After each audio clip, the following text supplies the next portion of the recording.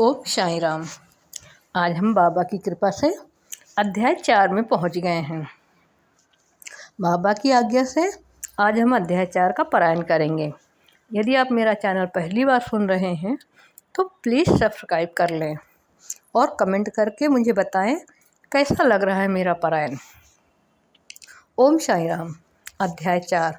श्री साईं बाबा का शिरडी में प्रथम आगमन, संतों का अवतार कार्य, पवित्र तीर्थ शिरडी, श्री साईं बाबा का व्यक्तित्व, गौली बुआ का अनुभव, श्री विट्ठल का प्रकट होना, क्षीर सागर की कथा, दासगढ़ू का प्रयाग स्नान, श्री साईं बाबा का शिरडी में प्रथम आगमन, 3 वाड़े, संतों का अवतार कार्य। भगवद गीता चौथा अध्याय 7-8 में भगवान श्री कृष्ण कहते हैं कि जब जब धर्म की हानि और अधर्म की वृद्धि होती है तब तब मैं अवतार धारण करता हूँ। धर्म संस्थापन, दुष्टों का विनाश तथा साधुजनों का परित्राण के लिए मैं युग युग में जन्म लेता हूँ। साधु और संत भगवान के प्रतिनिधि स्वरूप हैं। वे उपयुक्त समय पर प्रकट होकर अपनी कार्य प्रणाली द्वारा अपना अवतार कार्य पूर्ण करते हैं। अर्थात जब ब्राह्मण, क्षत्रिय और वैश्य अपने कर्तव्यों से विमुख हो जाते हैं, जब शूद्र उच्च जातियों के अधिकार छीनने लगते हैं, जब धर्म के आचार्यों का अनादर तथा निंदा होने लगती है, जब लोग निषिद्ध भोज्य पदार्थों और मदिरा आदि का सेवन करने लगते हैं, जब धर्म की आड़ में निंदित कार्य होने लगते हैं, जब भिन्न भिन्न धर्मावलंबी परस्पर लड़ने लगते हैं, जब ब्राह्मण संध्यादि कर्म छोड़ देते हैं, कर्मठ पुरुषों को धार्मिक कृत्यों में अरुचि उत्पन्न हो जाती है, जब योगी ध्यानादि कर्म करना छोड़ देते हैं और जब जन साधारण की ऐसी धारणा हो जाती है कि केवल धन, संतान और स्त्री ही सर्वस्व हैं, तथा जब लोग सत्य मार्ग से विचलित होकर अधः पतन की ओर अग्रसर होने लगते हैं, तब संत प्रकट होकर अपने उपदेशों एवं आचरण के द्वारा धर्म संस्थापना करते हैं। वे समुद्र के ज्योति स्तंभ की तरह हमारा उचित मार्गदर्शन करते तथा सत्य पथ पर चलने को प्रेरित करते हैं। इसी मार्ग पर अनेक संत निवृत्तिनाथ, ज्ञानदेव, मुक्ताबाई, नामदेव, गोरा, गोड़ाई, एकनाथ, तुकाराम, नरहरि, नरसिंह भाई, सजन कसाई, सावंता, माली और रामदास तथा कई अन्य संत सत्य मार्ग का दिग्दर्शन कराने हेतु भिन्न भिन्न अवसरों पर प्रकट हुए और इन सब के पश्चात शिरडी में श्री साईं बाबा का अवतार हुआ। पवित्र तीर्थ शिरडी। अहमदनगर जिले में गोदावरी के तट बड़े ही भाग्यशाली हैं, जिन पर अनेकों संतों ने जन्म धारण किया और अनेकों ने वहां आश्रय पाया। ऐसे संतों में श्री ज्ञानेश्वर महाराज प्रमुख थे। शिरडी अहमदनगर जिले के राहता तालुका में है। शिरडी गोदावरी नदी पार करने के पश्चात मार्ग सीधा शिरडी को जाता है। 8 मील चलने पर जब आप नीम गांव पहुंचेंगे तो वहां से शिरडी दृष्टिगोचर होने लगती है। कृष्णा नदी के तट पर अन्य तीर्थ स्थान गड़गापुर, नरसिंहवाड़ी और औदुंबर के समान ही शिरडी भी प्रसिद्ध तीर्थ है। जिस प्रकार दामोजी ने मंगल बेड़ा को पंढरपुर के समीप, समर्थ रामदास ने सज्जनगढ़ को, दत्ता अवतार श्री नरसिंह सरस्वती ने बाड़ी को पवित्र किया, उसी प्रकार श्री साईनाथ ने शिरडी में अवतीर्ण होकर उसे पावन बनाया। श्री साईं बाबा का व्यक्तित्व। श्री साईं बाबा के सानिध्य से शिरडी का महत्व विशेष बढ़ गया। अब हम उनके चरित्र का अवलोकन करेंगे। उन्होंने इस भवसागर पर विजय प्राप्त कर ली थी, जिसे पार करना महान दुष्कर तथा कठिन है। शांति उनका आभूषण था तथा वे ज्ञान की साक्षात प्रतिमा थे। वैष्णव भक्त सदैव वहां आश्रय पाते थे। दानवीरों में वे राजा कर्ण के समान दानी थे। वे समस्त सारों के सार रूप थे। ऐहिक पदार्थों से उन्हें अरुचि थी। सदा आत्मस्वरूप में निमग्न रहना ही उनके जीवन का मुख्य ध्येय था। अनित्य वस्तुओं का आकर्षण उन्हें छू भी नहीं गया था। उनका हृदय शीशे के सदृश उज्ज्वल था। उनके श्रीमुख से सदैव अमृत वर्षा होती थी। अमीर और गरीब उनके लिए दोनों एक समान थे। मान अपमान की उन्हें किंचित मात्र भी चिंता न थी। वे निर्भय होकर संभाषण करते, भांति भांति के लोगों से मिलजुल कर रहते, नर्तकियों का अभिनय तथा नृत्य देखते और गजल कव्वालियाँ भी सुनते थे। इतना सब करते हुए भी उनकी समाधि किंचित मात्र भी भंग न होती थी। अल्लाह का नाम सदा उनके होठों पर था। जब दुनिया जागती तो वे सोते और जब दुनिया सोती तो वे जागते थे। उनका अंतःकरण प्रशांत महासागर की तरह शांत था।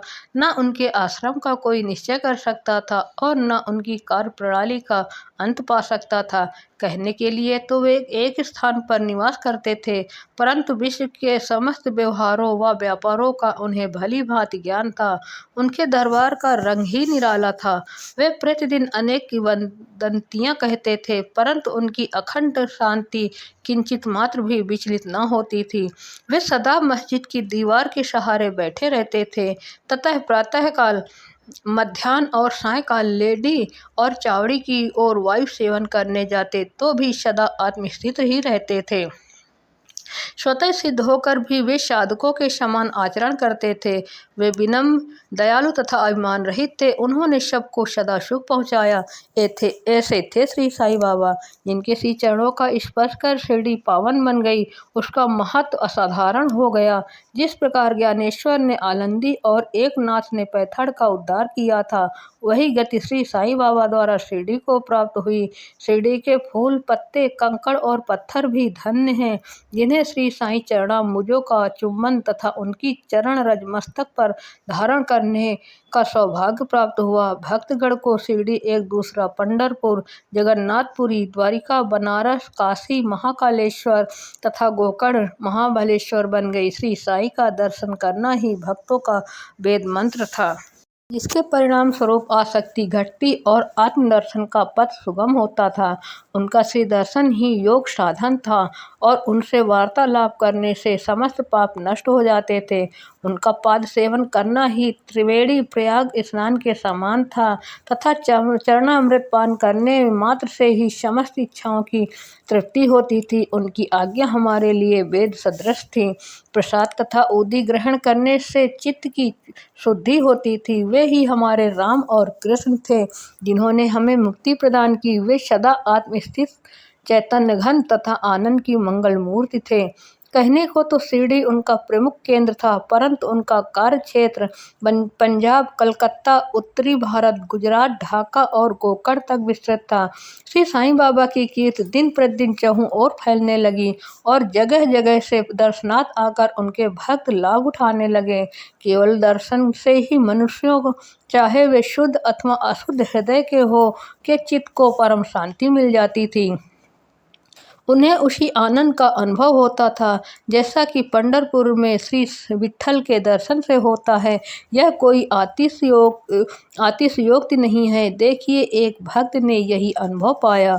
गौली बुआ, लगभग 95 वर्ष के वयोवृद्ध भक्त, जिनका नाम गौली बुआ था, पंडरी के एक वारकरी थे। वे 8 मास पंढरपुर तथा 4 मास आषाढ़ से कार्तिक तक गंगा तट पर निवास करते थे। सामान ढोने के लिए वे एक गधे को अपने पास रखते थे और एक शिष्य भी सदैव उनके साथ रहता था। वे प्रतिवर्ष बारी लेकर पंढरपुर जाते और लौटते समय श्री साईं बाबा के दर्शनार्थ शिरडी आते थे। बाबा पर उनका अगाध प्रेम था। वे बाबा की ओर एकटक निहारते और कह उठते थे, ये तो श्री पंढरीनाथ हैं, श्री विट्ठल के अवतार हैं, जो अनाथ नाथ, दीन दयालु और दीनों के नाथ हैं। गौली बुआ श्री विठोबा के परम भक्त थे। उन्होंने अनेक बार पंडरी की यात्रा की तथा प्रत्यक्ष अनुभव किया कि श्री साईं बाबा सचमुच ही पंढरीनाथ हैं। विट्ठल स्वयं प्रकट हुए। श्री साईं बाबा की ईश्वर चिंतन और भजन में विशेष अभिरुचि थी। वे सदैव अल्लाह मालिक पुकारते तथा भक्तों से कीर्तन सप्ताह करवाते थे। इसे नाम सप्ताह भी कहते हैं। एक बार उन्होंने दासगणों को कीर्तन सप्ताह करने की आज्ञा दी। दासगणों ने बाबा से कहा कि आपकी आज्ञा मुझे शिरोधार्य है, परंतु इस बात का आश्वासन मिलना चाहिए कि सप्ताह के अंत में विट्ठल स्वयं प्रकट होंगे।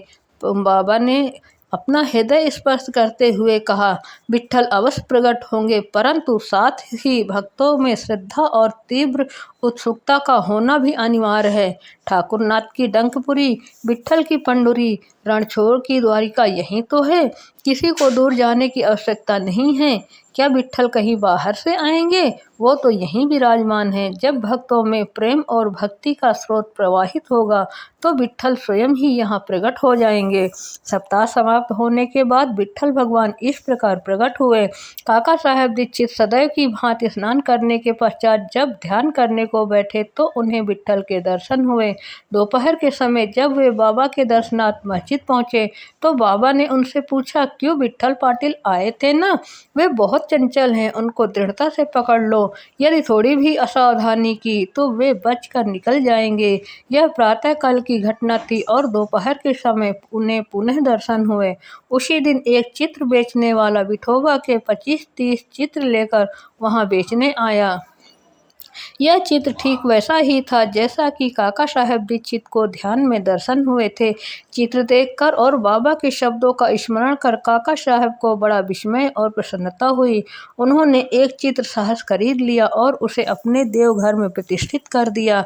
ठाणा के अवकाश प्राप्त मामलतदार श्री बी देव ने अपने अनुसंधान के द्वारा यह प्रमाणित कर दिया है कि शिरडी पंढरपुर की परिधि में आती है।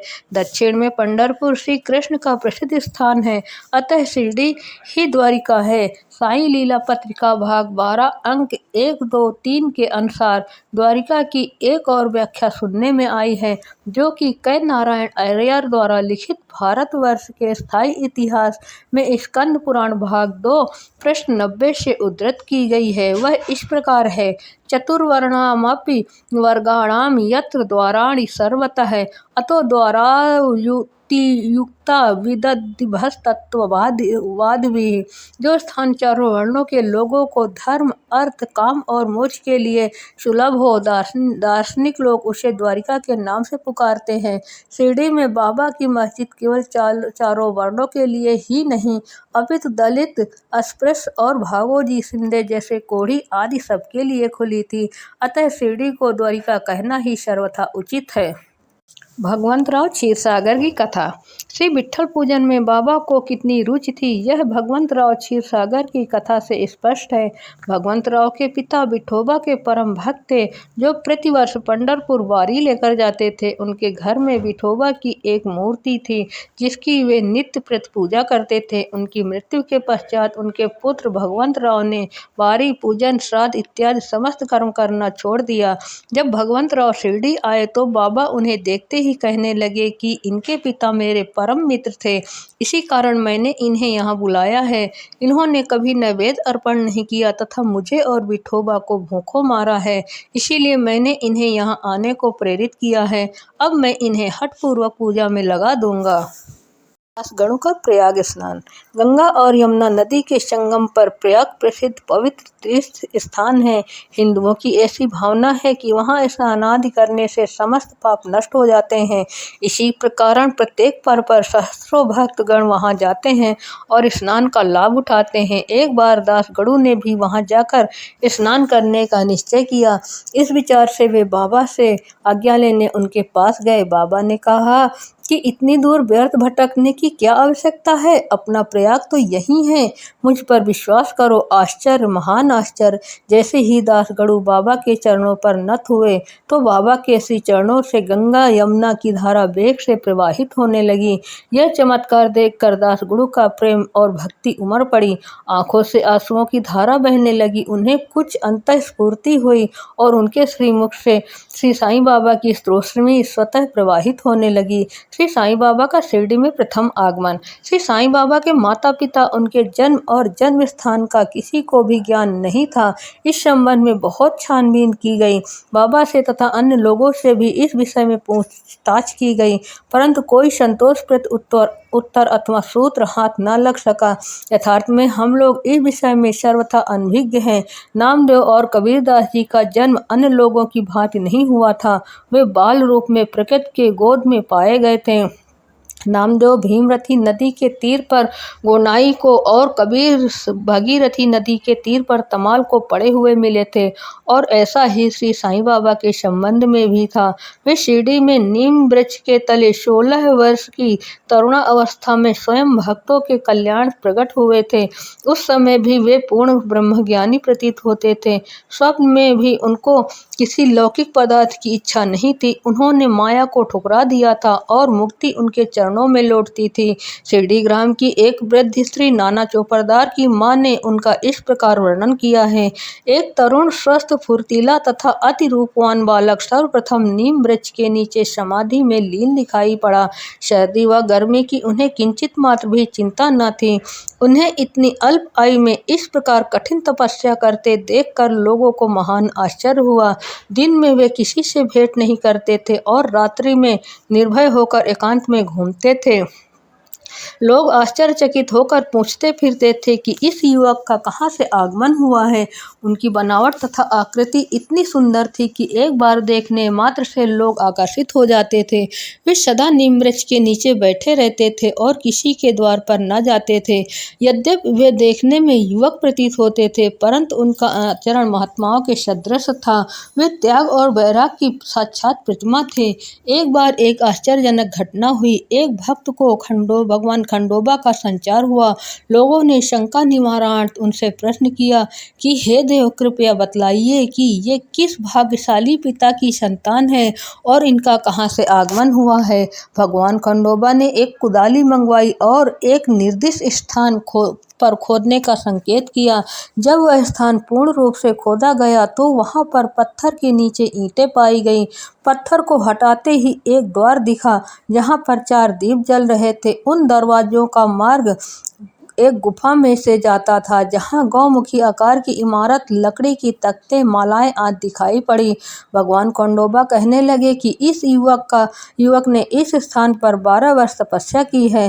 तब लोग युवक से प्रश्न करने लगे, परंतु उसने यह कहकर बात टाल दी कि यह मेरे श्री गुरुदेव की पवित्र भूमि है, अतएव मेरा पूज्य स्थान है। तब लोगों ने उस दरवाजे को पूर्ववत बंद कर दिया।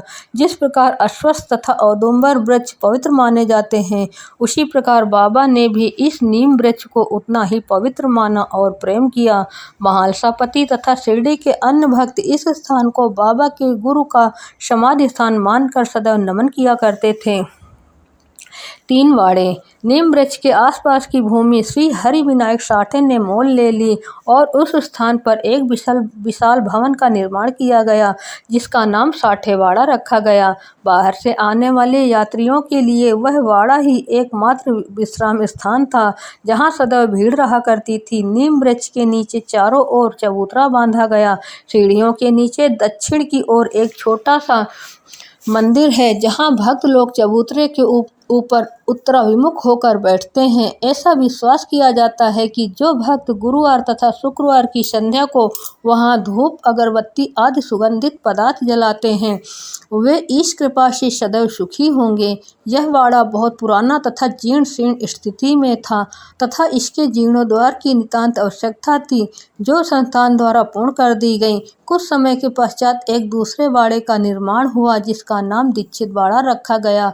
काका साहेब दीक्षित कानूनी सलाहकार सोलिसिटर जब इंग्लैंड में थे, तब वहां उन्हें किसी दुर्घटना से पैर में चोट आ गई थी। उन्होंने अनेक उपचार किए, परंतु पैर अच्छा न हो सका। नाना साहब चंदोरकर ने उन्हें बाबा की कृपा प्राप्त करने का परामर्श दिया, इसलिए उन्होंने सन 1909 में बाबा के दर्शन किए। उन्होंने बाबा से पैर के बदले अपने मन की पंगुता दूर करने की प्रार्थना की। बाबा के दर्शन से उन्हें इतना सुख प्राप्त हुआ कि उन्होंने स्थायी रूप से शिरडी में रहना स्वीकार कर लिया और इसी कारण उन्होंने अपने तथा भक्तों के हेतु एक वाड़े का निर्माण कराया। इस भवन का शिलान्यास दिनांक 9/12/1902 10 से किया गया। उसी दिन अन्य 2 विशेष घटनाएं घटित हुई। श्री दादा साहब खापर्डे को घर वापस लौटने की अनुमति प्राप्त हो गई और चावड़ी में रात्रि को आरती आरंभ हो गई। कुछ समय में बाड़ा संपूर्ण रूप से बन गया और रामनवमी 1911 के शुभ अवसर पर उसका यथाविधि उद्घाटन कर दिया गया। इसके बाद एक और बाड़ा मानो एक शाही भवन नागपुर के प्रसिद्ध श्रीमंत बूटी ने बनवाया। इस भवन के निर्माण में बहुत धनराशि लगाई गई। उनकी समस्त निधि सार्थक हो गई, क्योंकि बाबा का शरीर अब वहीं विश्रांति पा रहा है और फिलहाल वह समाधि मंदिर के नाम से विख्यात है। इस मंदिर के स्थान पर पहले एक बगीचा था, जिसमें बाबा स्वयं पौधों को सींचते और उनकी देखभाल किया करते थे। जहां पहले एक छोटी सी कुटी भी नहीं थी, वहां 3-3 वाड़ों का निर्माण हो गया। इन सब में 60 वाड़ा पूर्व काल में बहुत ही उपयोगी था। बगीचे की कथा वामन तात्या की सहायता से स्वयं बगीचे की देखभाल, शिरडी से श्री साईं बाबा का स्थायी अनुपस्थिति तथा चांद पाटिल की बारात में पुनः शिरडी लौटना, देवीदास, जानकीदास और गंगागीर की संगति, मोहिउद्दीन तंबोली के साथ कुश्ती, मस्जिद में निवास, श्री डेंगले व अन्य भक्तों पर प्रेम तथा अन्य घटनाओं का अगले अध्याय में वर्णन किया गया है। श्री सद्गुरु साईनाथार्पणमस्तु। शुभम भवतु। ओम श्री साईं सहकाय शिरडी निवासने नमः। बोलो अनंत कोटि ब्रह्मांड नायक राजाधिराज योगीराज परब्रह्मा श्री सच्चिदानंद सद्गुरु साईनाथ महाराज की जय। बाबा साईं सबकी भली करें।